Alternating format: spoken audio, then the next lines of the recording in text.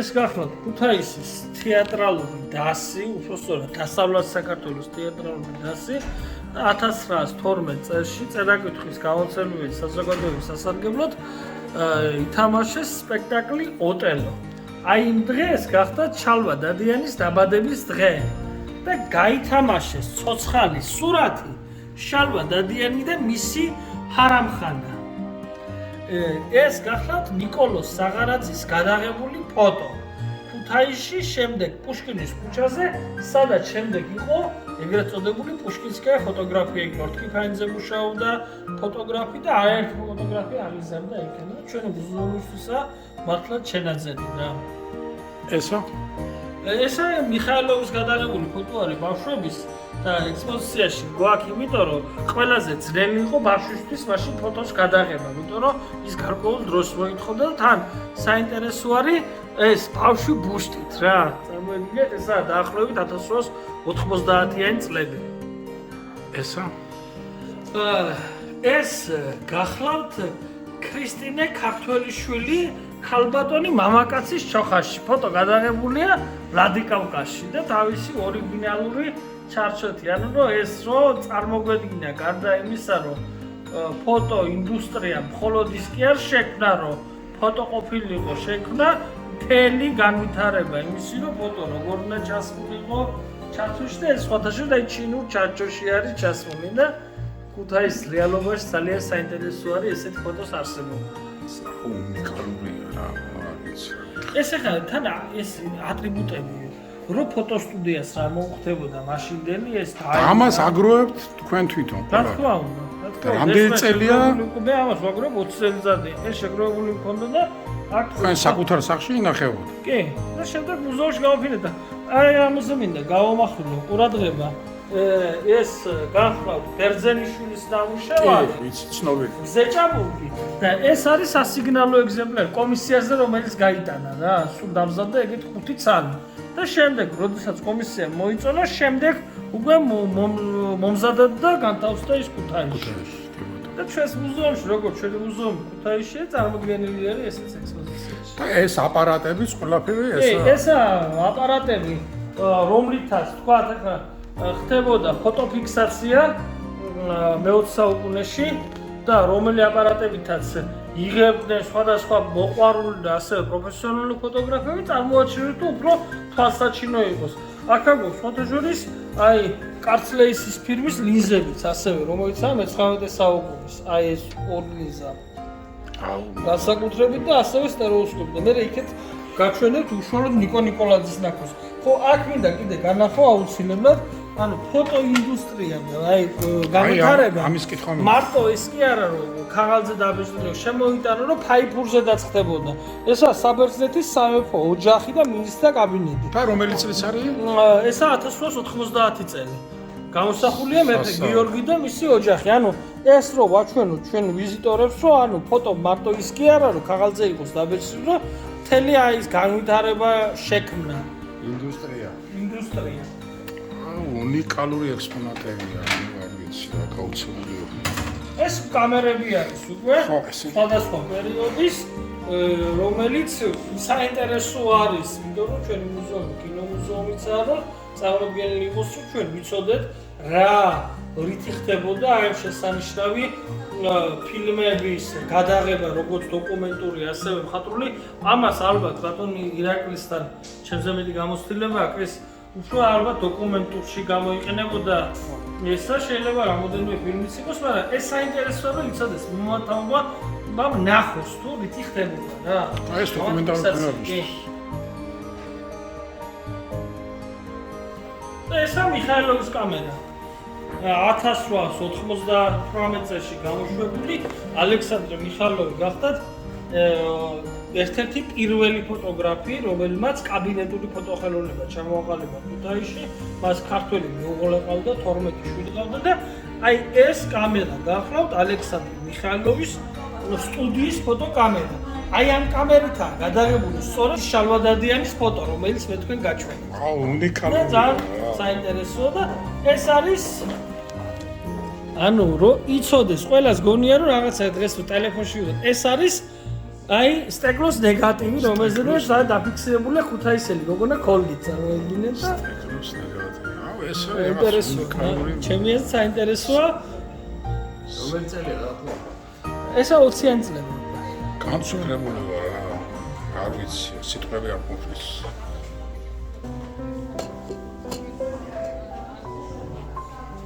ეს რა დასგა? ეს არის ფოტოაპარატი. ესა კაბინეტური ანუ კაბინეტური ფოტოაპარატი არის ხარკოვის და ერთი რამე რაც მინდა მე ვთქვა რომ იმ მოქალაქეობრივ პასუხისმგებლობაზე თუ ვილაპარაკე პატა მანაგაძე ალბათ პიკასოს კარგად ემახსოვრება დეკას მარშრუტი უშავო მე როდესაც მოვედი რომ მოვიძიო ძველი ფოტოგრაფები იციყო და მისმა ოჯახმა მისმა ბიჭმა გადმოგცა გადაღებული მაქვს ამაში ჩემი თავი. აი ეს კამერა, აი აქ წარმოდგენილი კამერების უმრავლესობა, ასევე აიქეთ მე ჩვენ სტუდიის მოწყობილობის ატრიბუტები მისმა ოჯახმა აბსოლუტურად უსასყიდლოდ გადმოსცა ოჯახს და მართლაც დასაფასებელია და აი ეს მიხაილოვის კამერა სწორედ პატამანაგაძის ოჯახმა გადმოსცა მუზეუმს რა. ხო და მეც მომიწევს მგონი მას. ამდენი წლის ნაგროვები, იმიტომ რომ იმდენად დიდარი და იმდენად ნაგროვები და იმდენად ფული დასულება. აი საბეჭდავი რა, წარმოიდგინე ხა ფოტოს ბეჭდოთ ეს რა არის, ხო და ესაა საბეჭდავი. ეს მახსოვს. ეს საბეჭდავი, აი ეს გაფერადებული ფოტოები არის, ჩემთვის ხო ხელით ხდებოდა, მევახსოვდა პიკასო. კი, მე მაქვს. გაფერადებული. აი ეს არის სასწაური, აი ყველაფერია. რაც კი ბავშვობაში მინახავს. ეს თავიდან ხელით აფერადებული. ხო, მასე იყო კადრები. ესე რა ვიცი, ლამაზი მინდა რომ გამოვიდეს ჩემო. გაუცემული ვარ რა და სიტყვები არ ეს ყოფნის. ფოტოსინთეზები მოვაწყეთ, სამი ფოტოსინთეზი რომ აი კაბინეტი როგორი იქნებოდა რა ვთქვათ რომ ეს ერთი ძველი ქალაქის ფონზე, ერთი ტრადიციული და ერთი ევროპული ბანკიანი გიტარა და გრამოფონი. ყველაფერი, ყველა დეტალია, აი ხო გეუბნებთ სიტყვები არ ყოფნის. არც ერთი დეტალი არ აქვს გამორჩენილი. პირველად ზუსტად მაქსიმალ ჟამბოლდი რასაც შეერაგოფენ. სხვანაირად არ შეიძლება. ეხლა ჩვენ წავოდი ერთ რაღაცას განახლან. შეგეძლო მოვაწყეთ როგორი იქნებოდა ფოტოგრაფის სამუშაო ოთახი, კაბინეტი და შედი, აბა. ეს არის ახლა სხვადასხვა პერიოდის ისევ ფოტოები, აპარატები, თავისთავად კარგი ფოტოგრაფი და შენ ახლა ილოდან არ მოწევი, ილო მაგარი მასპინძელი და თავისი ბარით როგორ უმასპინძლებოდა და ეგეც სივრცე შეკვეთით რა. გიჟდები ამ სუნზე, ახლა რაც ცევს, ესე იგი მაყურებლებს ვერ გადმოგცემთ. ეს სხვათაშორის არის ერმაკოვის გადაღებულად არის, მაგრამ ეს არის ბარკანოვის გადაღებული ეთნოგრაფიული საზოგადოების იარაღის კოლექცია, რომელიც დღეს ინახება ისა 1870-იანი წლები. ემოციის ხან ვარ ძალიან კარგად შეიძლება ითქვას. აი გაიხედე წინ, ესა სტერეო გადაღების უნიკალური კამერა პირადად ნიკო ნიკოლაძის ნაკოდი. ახ უნდა ვაკოცო. ნიკო, შევეხე შენს სულს. ყველაზე მეტად მიყვარხარ საქართველოში. აუ რა მაგარი კაცი ხარ, შენგენ ნაცვალი. აუ გავგიჟდი რა. საინტერესო. ეს ბიჭო არის სასწაული. აი ახლა გაგებაში რა. აი გუჯო, აი სა პირველი ალპინია და საქართველოში გიორგი ნიკოლაძის მიერ გადაღებული და დაბეჭდილი. ეს უნიკალური მასალა, რომელიც გვაქვს.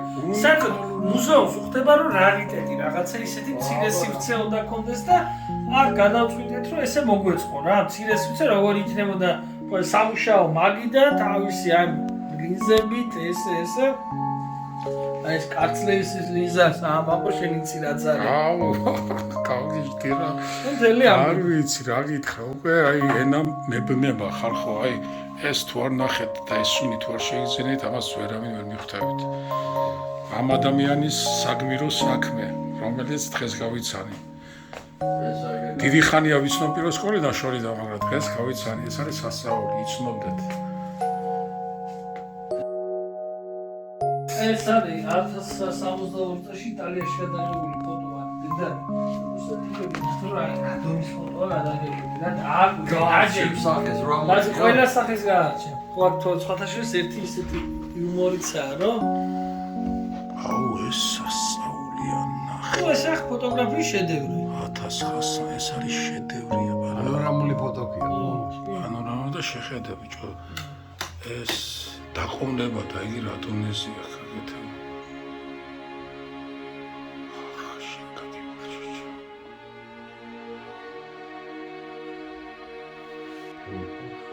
მაგანდაცალა ის ბარი წვეთი რო არა შირია. არის ნიკო ნიკოლაძის ესე იგი სტერეო აპარატში მინდა ჩაგახედოთ, სადაც ილია ჭავჭავაძეს ჩაუხედიან. აი მე რა პერარ მინდა კი არა. აი ო მაგაც რა ვაკვირდებოდი რა არის სტორი. ესა ნიკო ნიკოლაძის პირადი სტერეო აპარატი, ესა სტერეო ფოტო და ეს იძლევა 3D გამოსახულებას. ესა 1897 წელი. ნიკომ შემოიტანა ყველაფერი საქართველოში მაგიროვიცი. მე მინდა ეხა მე ამას გავასწორებ და შემდეგ სათითაოდ შეგვეძლება ჩვენ ამაში ჩავიხედოთ და მიხვდები რაზე მაქვს საუბარი. და ჩაიხედე ესა 1897 წელს უყურე პირდაპირ.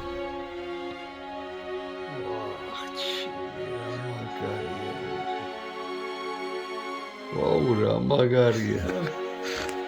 ჩაიხედე აბა აუ შეხედე ეს როგორ არის. 3D გამოსახულება.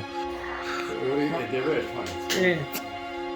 და ეს აი საინტერესო ეს მინდა რომ ბავშვს იმას ვაჩვენო რომ რა არის ფოტო, რომ ფოტო არ არის მარტო ის არა რომ დააჩაკუნე და გადაიღე რა ის ჩიტი რომ გამოფრინდა ის აზრიანად გამოფრინდა ის ჩიტი. გადმოარეკეთ ხელმეორედ. გიპასუხათ. ხო.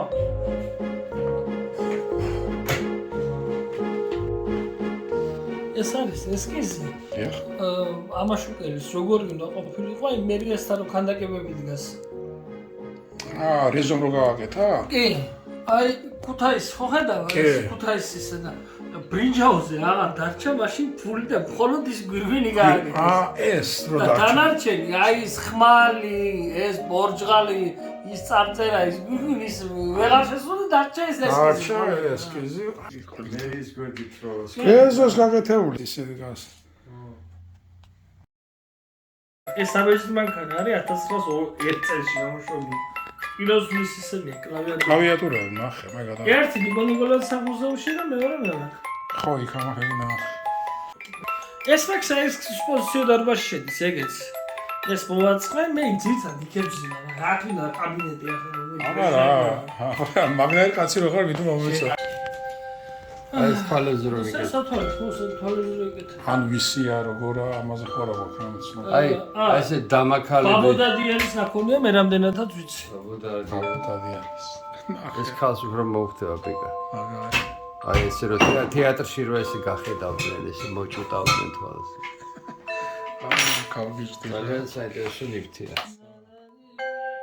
როგორ მოდის ქუთაისში და ეს თუ ცოცხლდება, გაიგე 3D-ში ეს ტურისტული სანახაო. გარდა ამისა შეწარმოედგინე იქა აუცილებლად, რადგანაც ეს აზერბაიჯანასთანაცაა დაკავშირებული, აზერბაიჯანის მხარის ჩართულობა და როგორც ბრენდს, ამაშუკელი მარტო ისე აი კადრები ხო გვაქვს, როგორ უვლის ამაშუკელი თავის ბახს, როგორ უვლის ვენახს. ამ ბახს და ვენახს ჩვენ აი ცნობილ მსახიობებს, ცნობილ თეატრალებს ვაახლებინებთ. ვაკეთებთ ბრენდს, როგორც ამაშუკელს, როგორც ღვინის და ასევე რადგანაც აზერბაიჯანთან აი ჩირის წარმოებაში არ ბახში და ეს უკვე არის ბრენდი, რომელსაც ასევე სუვენირები. ამასთან მიმართებაში და ამ სუვენირებში ვასაქმებ ჩიშემოპირებს. ეს კიდევ სოციალური სოციალურად, რომ ესენ ჩართული, რომ ეს ჩვენ საზოგადოების ნაწილი, ძვირფასად ეს რომ ჩართული იყოს აი ამაში და ეს ეზოდა სახლი ცოცხლდება. ძალიან კარგი, ძალიან კარგი. მინდა მე ეს ვესაუბრე. აქეთ იქეთ და ნახოთ რა, რომ ახლა ეს ძალიან კაი პროექტი იქნება, რომ რაიცი მუზეუმი არ უნდა იყოს წამგებიანი ქალაქისთვის. ეს უნდა იყოს აი სიკეთის მონტანი, როგორც საზოგადოებაში, ასევე ფინანსურად და ასევე ინტერესის სფერო. რომ ნაკრა უნდა იყოს, რომ მუზეუმში დასაქმე. დღეს რამდენი ადამიანი ნაკრავს, აბა მუზეუმში დასაქმე. როცა ჩვენ ამას შევქმნით ყველაფერს, რომ ეს უკვე იქნება ის საათრის სფერო, რომ აი ნეტა იქ ვამუშავე. როგორც მე მყოდა განსამ ნეტა აი რა მომახვედრა არის. აი შეხედე ძალიან კაი თემა წამოჭერი ახლა. მიდგომა უნდა იყოს ისეთი, რომ თანამედროვეობას აი თანამედროვე მიღწევებს არ უნდა მოშორდეს ეს ძველი რარიტეტული რაც აქვს რა. აი თუნდაც ის ჭიქის გულზე გადატარება. ხო. პეტრე ჭაბუკიანი, აი თუნდაც ის უკრავ გავაცოცხლე. კაცირვალი. თუნდაც ერთი აი ამაშუკელი 300 მილიონი რო შექმნა, წამაიგინე.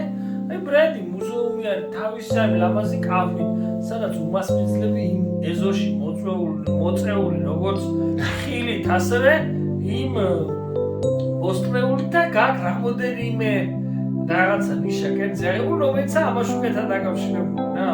ხომ რა შეიძლება ვიღაცა მარტო რო კაი არ აქვს მოძრაობა, მაგრამ ეს ჩვენ უნდა გავაცოცხლოთ ისტორიაში, ეს ამაშუკეს ის ფენომენი უნდა გაცოცხლდეს რა. აი ქუთაისი. აი იმიტომ რომ ის რო გადაიღო ის კი არა, ქუთაისი ის არის რომ ინტერესი ჰქონდა ადამიანს, მაგრამ აი ქუთაისი ყავს როგორ გადაიღო ეს მინდა რომ გავაცოცხლოთ რა. იქ ნახე ესეთი რაღაცა რომ იყო კაბინა, გახმოვანების კაბინა არის მუზეუმში გაკეთებული რა და ამოსარჩევად დასერჩავ რა, რომელი იტალიური ფილმი გინდა შენ და რომელი პერსონაჟი რა. აჭერ ხელს ამოდის ის რაღაც ფილმი, თქვათ ქორწინება იტალიურად, გინდა თქვათ მარჩელო მასტროიანი გაახმოვანო, ტექსტი და ეპიზოდი იწყება და მეორდება რა. რამდენიმე დუბლი შეგიძლია ჩააგდო და რაღაც მონეტას ჩააგდებ 1 ევროს თუ რაღაც აღმოსოს და მოკლედ რამოდენიმეჯერ და შენი ხმით ელაპარაკები სოფი ლორენს თუ ისაც გინდა რა. ძალიან საინტერესოა რა. ესეთი მომენტი ახალგაზრდებს კიდევ უფრო აახლოვებს. ანუ თანამედროვე ტექნოლოგიები. საერთოდ თანამედროვე ტექნოლოგიებთან ერთად, ანუ თუ ჩვენ არ შევქმნით ისეთი რამ, რაც იქნება სწორედ იმ ახალგაზრდებისთვის საინტერესო, ჩვენ დავკარგავთ ყველაფერს. ანუ ჩვენ რო ვიცით ამ სიძველის ფასი, ეს სიძველის ფასი და სიძველე უნდა მოვარგოთ იმ ახალგაზრდულ გამოწვევებს, რაც არის და აი ისინი თავისი გადმოსახედიდან უნდა გადმოვუყაროთ ამ სიძველეში. და მე ისიც გაუთხინდებიან და მოუვლიან, იმიტომ რომ ინტერესები არის ძალიან დიდი. ხო, ანუ მუზეუმი უნდა იყოს ყოველთვის თანამედროვე, ჩემი აზრით. რა თქმა უნდა. მუზეუმი უნდა იყოს ხელშესახები, იმიტომ რასაც ხელთეხები იმას უთხრიდნენ. შენ რო დედას ხელზე კოცნი და ეფერები, მაგით უკვე იყოს დედა. შენ რო შვილს კოცნი, აგები მიყვარს შვილი და შენ თუ არ მუზეუმში ვერაფერს ვერ ეხები, ვერაფერს ვერ აღიქვამი, მას არც უთხილდები. როდესაც შენ ამას ხელით ეხები, ამას შენ აფასები. ეს არის აი ამ სტანდარტზე უნდა შევქმნათ ჩვენ ახალი ამაშუკელის მუზეუმი, რომელიც იქნება არა მარტო ქუთაისის, საქართველოს სავიზიტო ბარათი. ნამდვილად. ქართული კინოს სავიზიტო ბარათი. ზოგადად ბრენდი არის ამაშუკელი ქუთაისისთვის. ერთ-ერთი ბრენდი შეიძლება ასე ითქვას. და ერთ-ერთი წარმატებული ბრენდი შეიძლება ეს გახდეს, იმიტომ რომ ამაშუკელი მხოლოდ კინო არ არის. აი ჩვენ თუ იმ კადრებს გადავხედავთ, აი ის როგორ უვლის იმ ეზოს, იმ ბაღს, იმ ქუთაის, იმ ტრადიციას და თუნდაც ის კადრები, შერობელიც ნახე და როგორ აფასებს მას ის ქუთაისი, აი მივხვდები რომ რა შეიძლება რომ გაკეთდეს რა. მაგარი. ხო, კარგი. და მე იმედი მაქვს რომ ერთობით ამ ქუთაისის სიყვარულში შემოიღაკლე, კაის გავაკეთებ და ის რომ ამაშუკელი უნდა დავაფასოთ, იმიტომ რომ ჩვენ ის 90-იანი წლების საქართველო აღარ არის რაღაცა გვიჭირს. ჩვენ პირიქით უნდა მოუწოდოთ ჩვენ თავს და სწორი ინფორმაციის მიტანა დღეს ყველაფერი ეს ქვეყანა სჭირდება. ეს არც ირაკლი ჯაოშვის და არც რამაზი ობოლაძეს და არც პიკასოსა და ეს ქალაქ სჭირდება.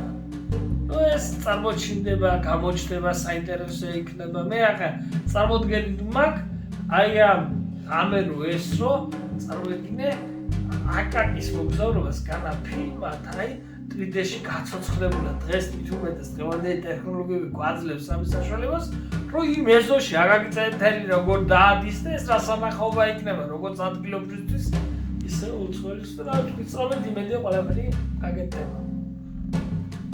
ჰოლოგრამული გამოსახულება. რა თქმა უნდა. და საინტერესო იქნება. მე ახლა ეს უკვე შემოდის უკვე აქტიურად ისეთი ტექნოლოგიები და შეიძლება მე მაგალითად ჩარჩაპთან მაქვს გადავებული ფოტო. ეს ჯერ კიდე 10 წლის წინ ამსტერდამში და აი ანალოგიური რაღაც მინდა რომ აქ ჩილის მუზეუმში. ჩილის მუზეუმში არა. ეს იყო კინოს მუზეუმი არა და აი ჩარლი ჩაპლინის როგორ იცი რომ შედიხარ სპეციალური ოთახია. ფოტოს რო იღებ რომ მაშინ ჩანს რომ ჩარლი ჩაპლინი არის შენ გვერდით. შენ რა ხედავ? და ეს თან რაღაცა მისტიკაა. შვეიცარიაში ჩაპლინის საფლავზე ერთხელ მაინც მომხდარიყავი და ქონდა ჟენევაში ერთხელ ვიყავი, მაგრამ აი ვერაფრით ის სამი დღე ისე გავიდა რომ ვერ მოვხდი და ალბათ მოხდება იქ. გამოსწორდებით რა და